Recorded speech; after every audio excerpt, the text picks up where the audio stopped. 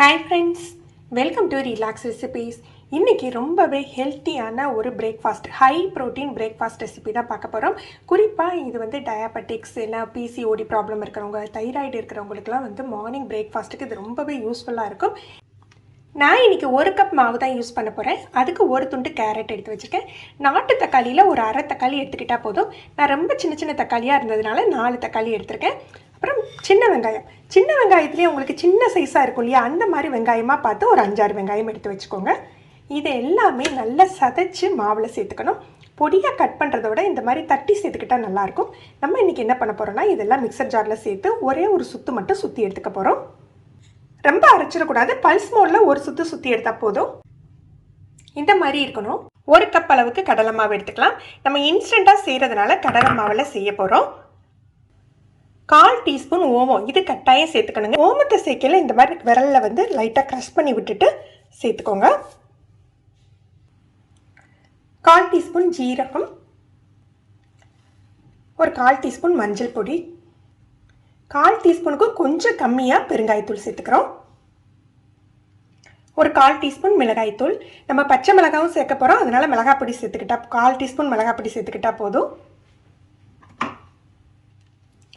பொடியாக நறுக்கின பச்சை மிளகாய் 1, நீங்கள் காரம் கூட வேணும்னா எக்ஸ்ட்ரா சேர்த்துக்கலாம். பொடியாக நறுக்கின மல்லி இலை, இதோட நம்ம க்ரஷ் பண்ணி வச்சுருக்கோம் இல்லையா, அதையும் சேர்த்துடலாம்.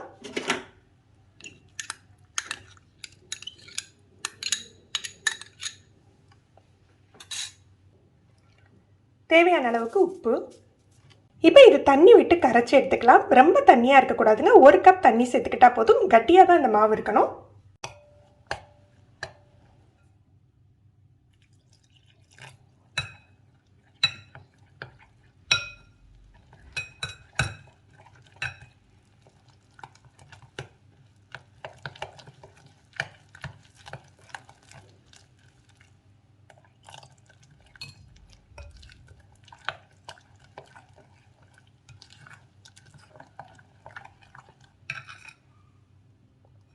இதுதான் பதம். இந்த அளவு கட்டியாக இருக்கணும். நம்ம எந்த அளவுக்கு மாவு எடுத்துக்கிட்டோமோ அந்த அளவுக்கு தண்ணி சேர்த்திங்கன்னா உங்களுக்கு கரெக்டாக இருக்கும்.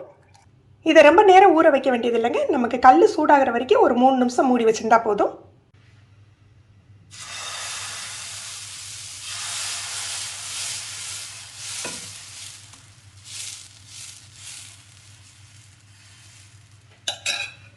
இதை தோசை மாதிரி மெல்லிசாக சுடக்கூடாது, அடை மாதிரி கொஞ்சம் கனமாக தான் சுட்டு எடுக்கணும். ஒரு 1/2 ஸ்பூன் நல்லெண்ணெய் சேர்த்துக்கலாம். லோ ஃப்ளேமில் வச்சு வேக வைக்கணும்.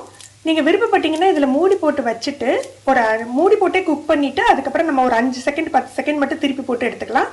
நான் இன்றைக்கி ஓப்பன்லேயே தான் வேக வைக்கிறேன்.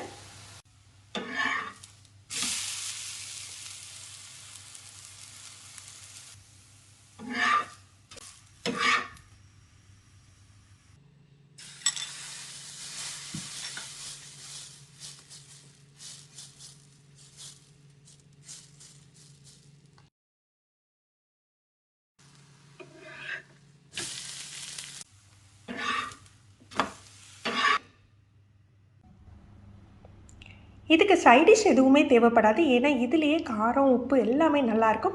அப்படி உங்களுக்கு தேவைப்பட்டதுன்னா நீங்கள் பூண்டு தொக்கு இந்த மாதிரி ஹெல்த்தியான ஒரு சைடிஷ் வச்சு சாப்பிட்டிங்கன்னா ரொம்ப டேஸ்டியாக இருக்கும். ஃப்ரெண்ட்ஸ், நீங்களும் இந்த ரெசிபி ட்ரை பண்ணி பாருங்கள், எப்படி இருந்ததுன்னு கமெண்ட் பண்ணுங்கள்.